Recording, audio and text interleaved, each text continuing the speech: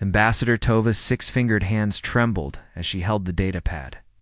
The message from the Sol system had arrived 3 days ago, and still nobody knew what to make of it. The beings calling themselves humans wanted to meet.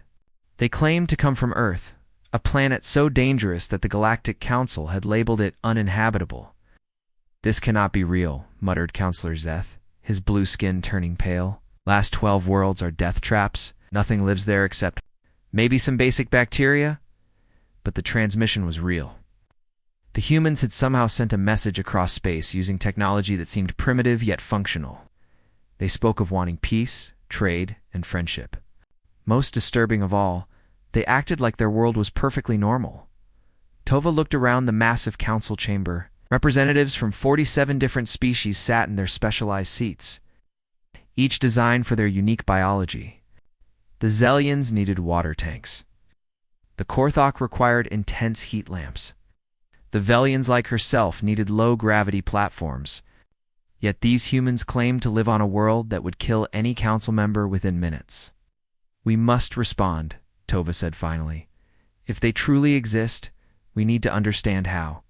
Meanwhile, billions of miles away, Captain Minho checked his instruments one final time. UES Endeavor was humanity's pride and joy, built specifically for this historic moment. For decades, humans had listened to alien radio signals, learning languages and customs. Now, they were ready to introduce themselves to the galaxy. "Captain, we're approaching the neutral zone," reported Navigator Sora.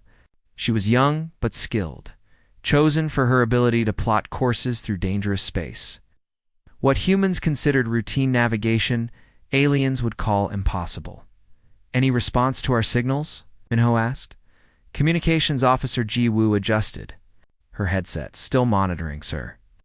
"The alien chatter has increased significantly. They seem ... concerned about something."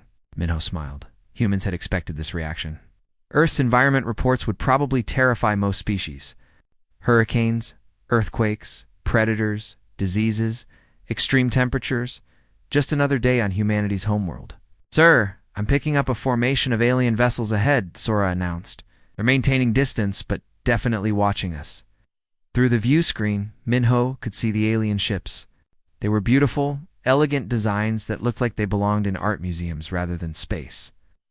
Humanity's ship was different, built tough, practical, designed to survive anything the universe could throw at it.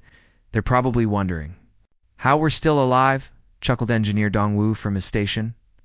"Wait until they hear about our childhood games," the crew laughed. Growing up on Earth meant surviving everything from playground bullies to natural disasters. What other species considered life-threatening, humans called character building. As the Endeavor entered the neutral zone, Captain Minho felt the weight of history. Humanity was about to meet its neighbors. The question was whether those neighbors were ready to meet humanity. Back in the council chamber, Tova made her decision. "Prepare a response. We'll meet these humans, but maintain maximum distance and have medical teams ready. If they're truly from a Class 12 world, we have no idea what we're dealing with." The galaxy was about to change forever. Dr. Kala's tentacles shook as she pulled up the Earth data on the main screen. The Xenobiology department had spent 72 hours analyzing the information, and the results were terrifying. She had studied thousands of worlds, but nothing had prepared her for this. "Council members," she began, her voice barely steady. "What you're about to see defies everything we know about habitable worlds." The first image showed Earth's weather patterns, massive storm systems that could flatten entire cities, tornadoes that moved at speeds that would tear apart most galactic structures, hurricanes larger than some moons, carrying enough energy to power entire star systems. Counselor Zeth's breathing apparatus wheezed. Surely no life could survive such conditions. "It gets worse," Dr. Kala continued.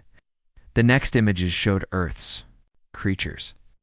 Massive predators with teeth longer than most aliens' entire bodies.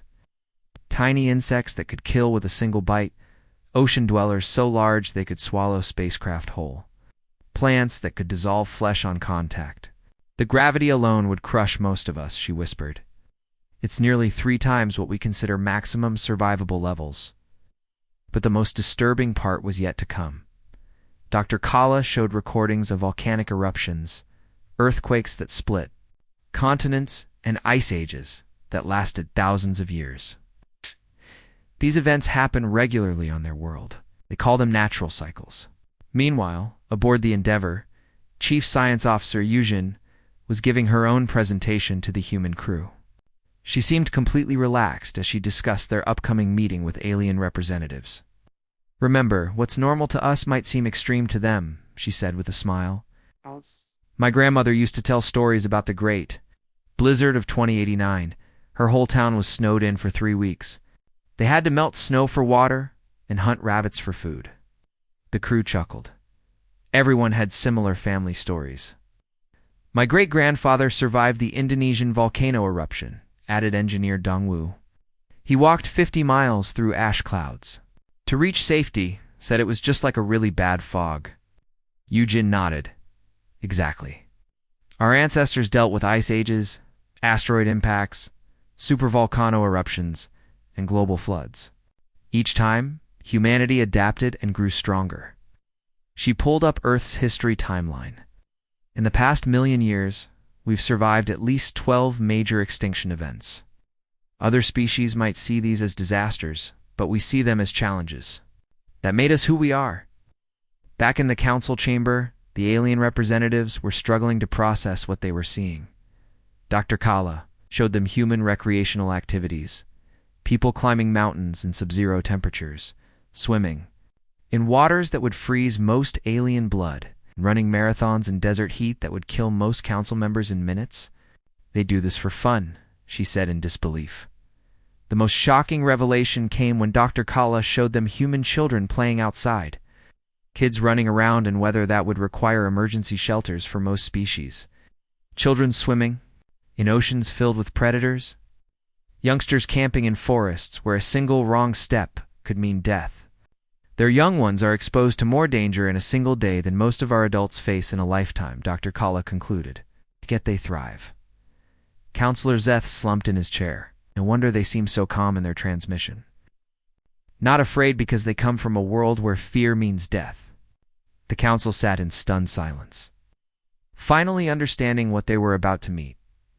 The alarms screamed through the council monitoring station as red lights flashed across every screen. Commander Yextel, S4 eyes widened in horror as he watched the sensor readings. Pirates. 3 ships attacking the diplomatic convoy. The Ravager pirates were notorious throughout the galaxy. Their black ships moved like predators, targeting the slower council vessels with deadly precision. The diplomatic convoy carrying gifts for the human meeting was completely defenseless. "Send distress signals to all nearby council fleets." Yextel ordered. "Estimated response time." "For hours minimum, sir," his aide replied grimly. That was far too long. The pirates would strip the convoy clean and disappear into the asteroid field. It was a perfect ambush, and everyone knew it. Then something unexpected happened. The human ship Endeavour suddenly changed course, accelerating directly toward the battle zone. "What are they doing?" Yextel gasped. "That's a diplomatic vessel, not a warship." Aboard the Endeavour, Captain Minho was already issuing orders. "Security Chief Taeho, prepare for combat operations." "Engineering.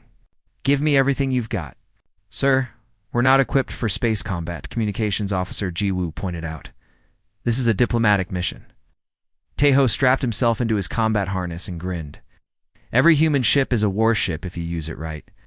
My grandfather fought off bandits with a farming tractor back on Earth."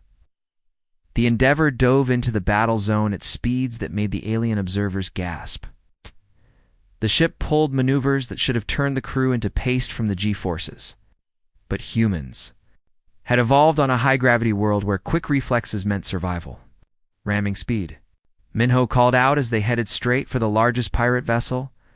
The pirates panicked. No sane species would attempt a ramming attack in space. It was suicide for both ships. But humans weren't operating by galactic logic, they were using Earth logic, where sometimes the only way to survive was to do something completely insane at the last second. The Endeavour spun away, its weapon systems targeting the pirate ship's engines. The move pulled 8 times normal gravity enough to crush most alien bones to powder. The human crew just gritted their teeth and kept fighting. Secondary target, portside. Tejo shouted, blood streaming from his nose, but still fully functional. The second pirate ship tried to escape, but security officer Hyunwoo had anticipated this. Growing up dodging Earth's predators had taught humans to think 3 steps ahead. He fired at where the ship would be, not where it was. The pirates found themselves trapped between the Endeavor and the asteroid field. In desperation, they flew into the rock maze, thinking no one would be crazy enough to follow. They were wrong, navigator. Sora guided the Endeavor through gaps that scraped paint off the hull. This is easier than driving through soul traffic. During monsoon season, she laughed. The pirate crews watched in terror as the human ship threaded through spaces that should have been impossible. These weren't just good pilots, these were survivors from a world that had been trying to kill them since birth. Within minutes, remaining pirate ships were surrounded. Their leader, a grizzled Korthok warrior, opened communication channels. "Surrender," he screamed. "What kind of devils are you?" Tejo wiped blood from his face and smiled. "Just humans having a regular Tuesday." The council observers sat in stunned silence. They had just watched a diplomatic vessel defeat seasoned pirates using tactics that defied every military manual in the galaxy. The humans had treated Mortal Kombat like a training exercise. Commander Yextel finally found his voice. "Get me a direct line to the High Council. They need to know what we're dealing with." The galaxy was about to learn that humans didn't just survive on their death world. They thrived on challenge itself. The space around the neutral zone had been quiet for hours after the pirate incident. Council observers maintained their distance, still trying to process what they had witnessed. Then the fabric of space itself seemed to tear open. Admiral Ginwoo stood on the bridge of the UES Indomitable, watching as his fleet emerged from hyperspace. 27 ships materialized in perfect formation, each one a testament to human engineering and determination. The flagship alone was 3 times larger than the biggest council vessel ever built. "Fleet status report," Jinwoo commanded. "All ships accounted for, sir," replied Fleet Navigator Hana. "The resilient, defiant, and unbreakable are in position. Destroyer squadrons forming up behind us." The council monitoring stations erupted. In panic, Commander Yextal's hands shook as he watched the massive fleet appear on his screens. How is this possible? Those ships are enormous. What the aliens didn't understand was that humans built everything to survive. Each vessel was designed to handle the worst space could throw at them.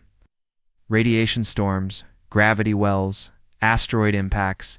Just another day for humanity's stellar navy. They're moving through the solar flare zone," reported a terrified alien technician. "No one flies through solar flares." But Hana was already guiding the fleet through the plasma storms with casual expertise. On Earth, humans had learned to navigate through hurricanes, blizzards, and sandstorms. Solar flares were just another weather pattern to work around. "Navigation, plot a course through the asteroid cluster," Jinwoo ordered. "We'll use the rocks as cover while we assess the situation." The alien observers watched in horror as the massive human ships dove into the asteroid field. What they considered a navigation nightmare, humans treated as convenient camouflage. The ships moved with impossible precision, their hulls designed to bounce off rocks that would crumple alien vessels. "They're not avoiding the asteroids," whispered an alien analyst. "They're using them as shields." Aboard the Indomitable, Engineering Chief Kung Min monitored the ship's systems with satisfaction. "Hull integrity at 98%, Admiral. These little rocks aren't even scratching the paint." The human ships had been built using lessons learned from Earth's harsh environment. Every surface was reinforced, every system had multiple backups. When you came from a world where volcanoes could erupt without warning, you learned to over-engineer everything. "Admiral, we're picking up distress signals from the earlier battle," reported Communications Officer Minsu, the Council. "Convoy suffered heavy damage." Jinwoo nodded grimly. "Dispatch medical teams.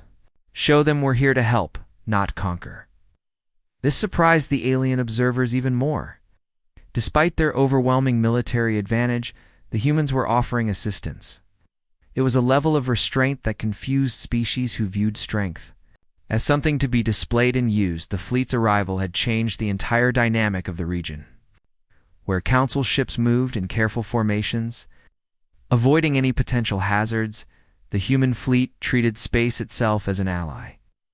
They used gravity wells to slingshot around planets, surfed magnetic fields from dying stars, and navigated through cosmic phenomena that would terrify most species. "Sir, the Council forces are requesting communication," Hana reported. Jinwoo smiled.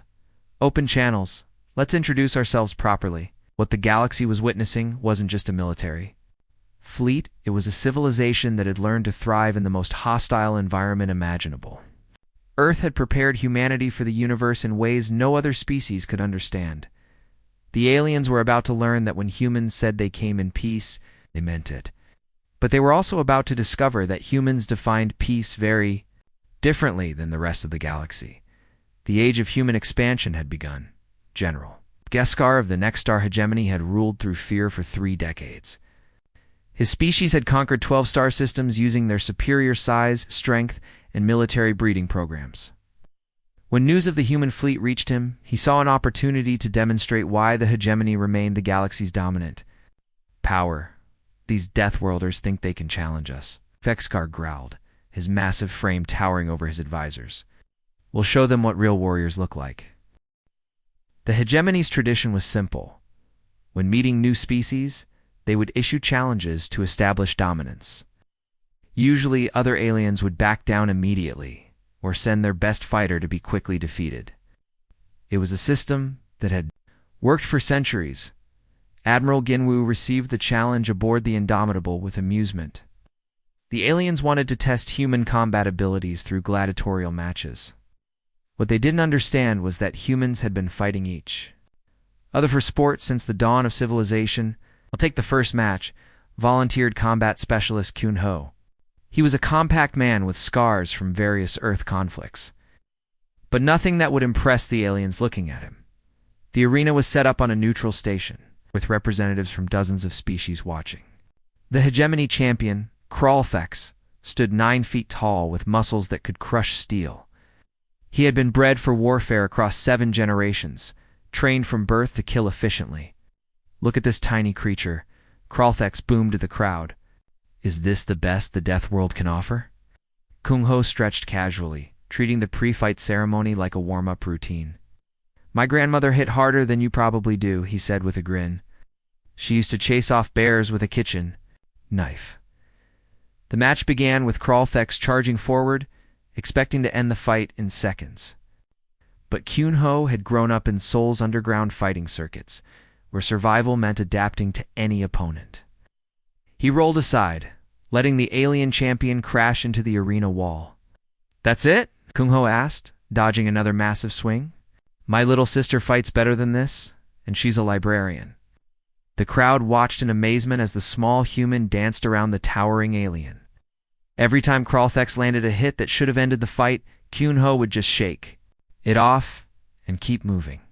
Pain was just information to someone who had survived Earth's harsh environment. "You're not even breathing hard." Kralthex gasped after 10 minutes of combat. "This is just a warm-up," Kung Ho replied. "On Earth, we call this a friendly sparring match." The turning point came when Kralthex grabbed Kyun Ho in what should have been a crushing hold. Instead of panicking, the human used the alien's own strength against him, flipping him over in a move that would have been impossible without Earth's heavy gravity training. The fight ended with Kralthex on the ground, completely exhausted. While King Ho barely seemed winded, the arena fell silent as the galaxy's most feared warrior had been defeated by someone who treated the life-or-death combat as casual exercise. "Good match," Kung Ho said, helping his opponent to his feet. "Want to go again tomorrow? Maybe we can make it more challenging next time?" The hegemony sent 3 more champions. Each one was defeated by different humans who approached the fights like they were playing childhood games. Engineer Dong Wu won his match while explaining how his father had taught him to wrestle wild boars. Navigator Sora defeated her opponent, while casually discussing weekend hiking trips through Earth's most dangerous mountains. General Vexkar watched his greatest warriors fall one by one. Each human victor treating Mortal Kombat like a fun recreational activity. The galaxy's military observers realized they had fundamentally misunderstood what they were dealing with. These weren't just survivors from a harsh world. They were a species that had turned survival itself to entertainment. The emergency alert screamed through every council station simultaneously. After 10,000 years of silence, the Devourers had returned. Ancient legend spoke of machines that had once swept across the galaxy, consuming entire civilizations before vanishing into the void. High Command Tala watched her screens in horror as the first reports came in. The Zephyrian fleet is gone. All 37 ships just gone. The Devourers weren't just destroying ships, they were doing it in ways designed to cause maximum psychological trauma. Their weapons created fields of pure agony, turning brave warriors into screaming wrecks before finishing them off. Entire crews would go insane before their vessels were consumed by the dark machines. They're targeting our minds, reported Intelligence Chief Kexler. Every species that encounters them suffers complete psychological breakdown. It's like they know exactly how to break us. The galaxy's greatest military powers crumbled within days. The hegemony's feared warriors fled in panic. The councils. Elite squadrons turned their weapons on themselves rather than face the Devourers' psychological warfare. Entire star systems evacuated as the ancient machines advanced. Admiral/Conral Jinwoo studied the reports aboard the Indomitable with grim determination. So they use fear as a weapon. Interesting approach, sir. The Council is requesting immediate evacuation assistance, reported Communications Officer Minsu. They're abandoning 3 entire sectors. Jinwoo shook his head. We don't abandon, we adapt. The human fleet's first encounter with the Devourers came near the Zarian system. The alien machines emerged from dark space like nightmares given form. Their weapons immediately targeting the human crews with waves of pure terror and pain. Pilot Sungmin led the first squadron into the attack. Feeling the Devourer's psychological assault wash over him, the machines tried to flood his mind with images of death, suffering, and hopelessness. But Sungmin had grown up in Busan during the climate wars, where seeing friends die was just part of childhood. Is that supposed to scare me? He muttered, banking his fighter through a field of psychic agony. I've seen worse on the evening news. The Devourer's weapons were designed to break species that had evolved in comfortable environments. They created scenarios of perfect terror, impossible odds, and certain death. But humans had been dealing with impossible odds since they first walked upright on Earth. They're trying to make us feel helpless, observed Weapons Officer Jamin, as he fired back at the machines. I think my grandfather felt helpless when the flood hit his village. Then he built a raft and saved 40 people. The human response, confused. The ancient machines. Instead of breaking down, the humans began analyzing the Devourer's weapons and finding ways to turn them around. Engineer Kyungmin figured out how to reverse the polarity on their terror fields, sending waves of confidence. Instead of fear, if they can make us afraid, we can make them malfunction, he explained, while rewiring captured Devourer technology. It's just another engineering problem. The breakthrough came when the humans realized the Devourer's greatest weakness. They couldn't understand a species that thrived on adversity. The machines had been designed to fight civilizations that valued safety and comfort. They had never encountered a species that treated danger as motivation. Fighter. Pilot Yunbai led a squad directly into what should have been certain death, using the Devourer's own terror fields as cover. They keep showing us images of dying, she reported. We're from Earth. We've been dying since we were born. The tide began to turn as human tactics spread throughout the galaxy. Where other species saw psychological warfare, humans saw target practice. Where others experienced paralyzing terror, humans found familiar challenges that reminded them of home. They're not invincible, Jinwoo announced to the combined galactic fleet. They're just bullies who never met anyone who punches back. The galaxy watched in amazement as the species they had feared became their salvation. The training camps were unlike anything the galaxy had ever seen. Instructor Yunji stood before a mixed group of aliens who had been enemies just weeks before. Thelians, Korthakes, Sefarians, and even proud hegemony warriors sat together, united by desperation. and a growing respect for human methods. Forget everything you know about warfare, Yoonji began, her voice carrying the authority of someone who had survived Earth's worst disasters. Today, you learn how to think like a human.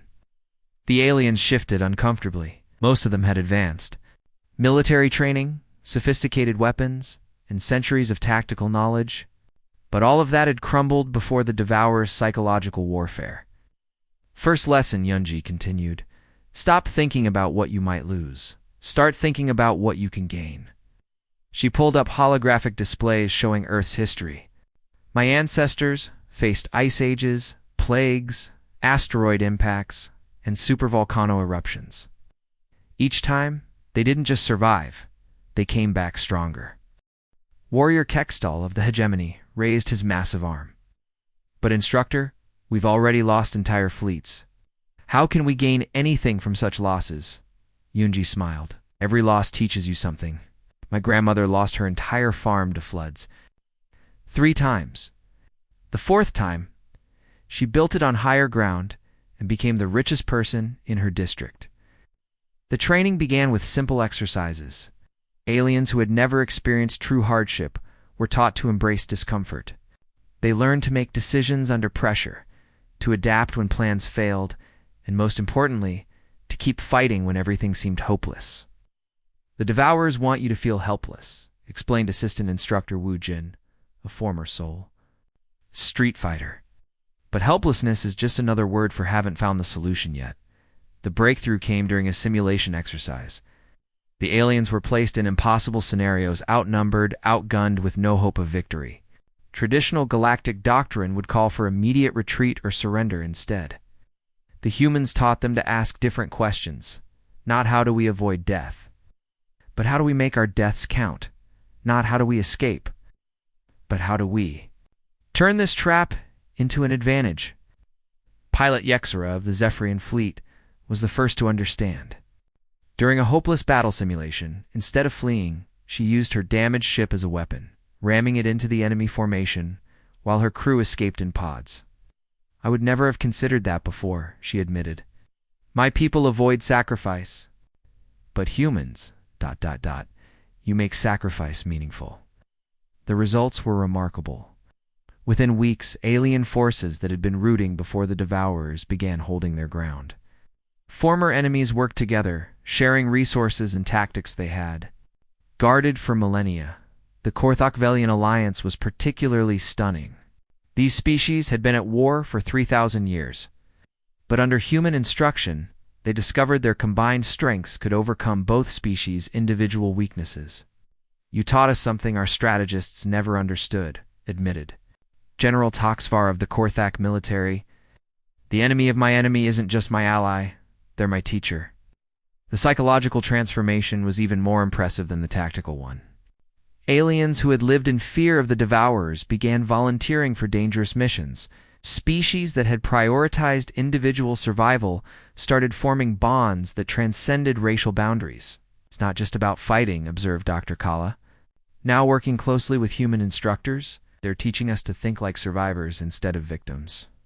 The most powerful moment came when a mixed alien squadron, trained in human tactics, successfully repelled a Devourer attack without any human backup. They had internalized the Deathworld mindset, turning every setback into setup for comeback. Commander Yextal, who had first witnessed the human fleet's arrival, sent a message to the High Council. We were wrong about the humans. They're not just warriors from a harsh world. They're teachers who can turn anyone into a survivor. The galaxy was learning that humanity's greatest export wasn't technology or weapons. It was hope itself. The reality storm hit the Zarian system without warning. One moment, the stars were in their normal positions, following the laws of physics that had governed the universe for billions of years. The next moment, everything changed. Captain Minho watched from the bridge of the Endeavor as space itself began to twist. Gravity flowed upward, time moved backward in patches, and the very fabric of reality rippled like water. The Devourer's ultimate weapon was reshaping the cosmos into something that defied comprehension. All alien vessels are retreating, reported Communications Officer Ji Wu, her voice tense. "They're calling it impossible to navigate. They're retreating." Ships were right to be afraid. The reality distortion was turning the star system into a maze of contradictions. Matter existed and didn't exist simultaneously. Energy flowed in directions that had no names. Even the most advanced alien computers couldn't process what they were seeing. "Sir, the distortion is spreading," Navigator Sora announced. "At this rate, it'll consume the entire sector within days." Minho studied the swirling chaos on his screens. Where others saw impossible horror, he saw another problem to solve. The source has to be at the center. If we can reach it, we can. "Shut it down, Captain, with respect. That's suicide," protested Engineer Dongwu. "The laws of physics don't work in there." Minho smiled grimly. "Good thing we're from Earth. We've been dealing with situations that don't make sense our entire lives." The strike force assembled quickly. 12 volunteers from the human fleet, each one hand-picked for their ability to adapt under impossible conditions. They included combat veterans, engineers, and explorers who had survived Earth's most extreme environments. "Remember," Minho addressed his team, "we're not trying to understand what we're seeing. We're just trying to survive it long enough to complete the mission." The Endeavor entered the reality storm, and immediately everything went wrong. The ship's instruments showed they were moving in 6 different directions simultaneously. The hull existed in 3 different time periods at once. Gravity pulled them toward a star that was also somehow beneath them. "Navigation. It's impossible," Sora reported, then paused. "Wait, maybe that's the point. On Earth, when you're lost in a storm, you don't follow the compass, you follow the wind." She began treating the reality distortions like weather patterns. Instead of fighting the chaos, she used it to push them forward. When space folded in on itself, she rode the fold. When time flowed backward, she used the reversed momentum to gain speed. "This is like surfing during a typhoon," she laughed, somehow finding joy in the impossible situation. "My brother would love this." The deeper they went, the worse conditions became. Team members began aging and growing younger simultaneously. Ship's walls became transparent, then solid, then liquid. Reality itself seemed to be having a breakdown. "Stay." Focused on the mission, Minho commanded as his crew dealt with effects that would have driven other species insane. "We've handled worse." Engineer Kyun-min worked frantically to keep the ship functioning as its components existed in multiple states at once. "The power core is running on principles that haven't been invented yet," he reported. "But I think I can work with that." The breakthrough came when they realized the reality storm wasn't random chaos.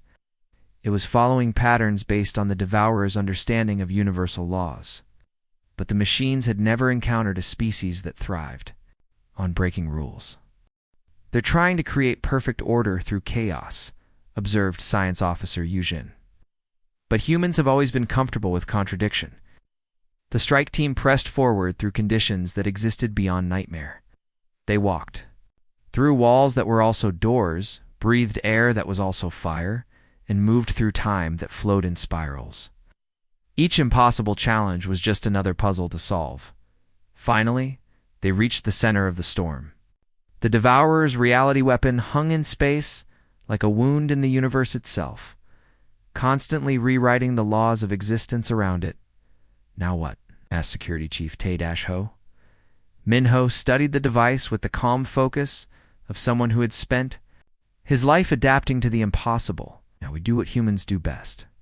We improvise." Silence in the Zarian system was almost peaceful. Where reality had once twisted and screamed, normal space had returned. The Devourer's ultimate weapon lay dormant, its power core destroyed by Captain Minho's impossible mission. Across the galaxy, the ancient machines had simply shut down. Their network severed, Ambassador Tova stood in the rebuilt council chambers, looking out at representatives from 47 different species.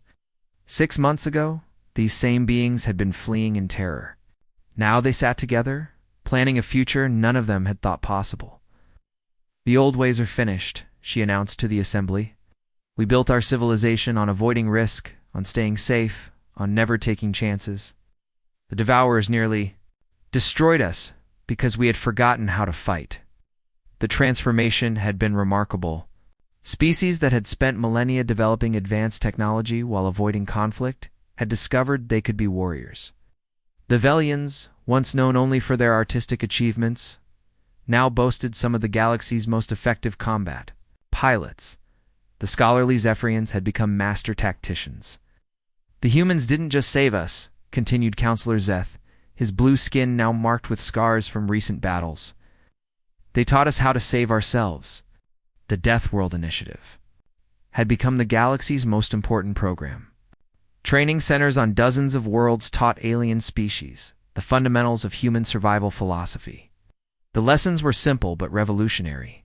Adapt instead of avoiding. Learn from failure instead of fearing it, and treat every setback as preparation for comeback. Instructor Yunji found herself commanding respect from species that had once considered humans primitive. Her training methods had spread throughout the galaxy, transforming how entire civilizations approached problems. We're not teaching them to be human, she explained, to a group of new instructors. We're teaching them to think like survivors. Results were visible everywhere. Former enemies now worked together on joint projects. The Korthok-Velian alliance had developed new technologies that neither species could have created alone.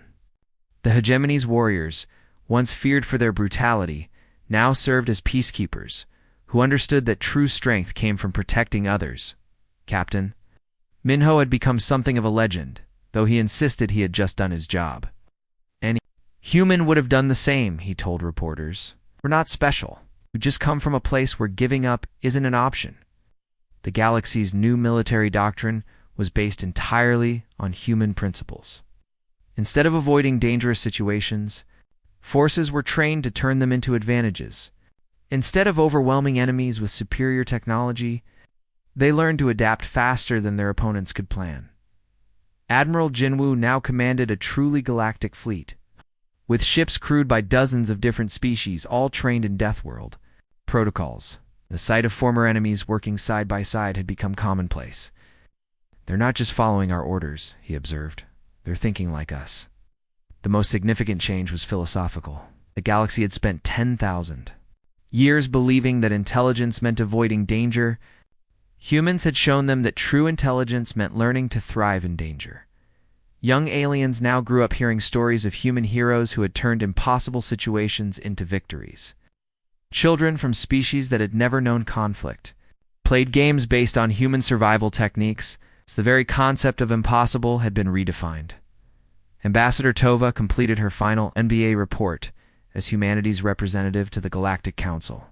The document would become required reading for future generations. A testament to how one species had changed the course of galactic history? We spent so long fearing the dark that we forgot some species are born to be the light, she wrote. Humanity arrived when we needed them most, not as conquerors, but as teachers. They showed us that survival isn't about avoiding the storm. It's about learning to dance in the rain. The age of the Deathworlders had begun, and the galaxy was stronger for it.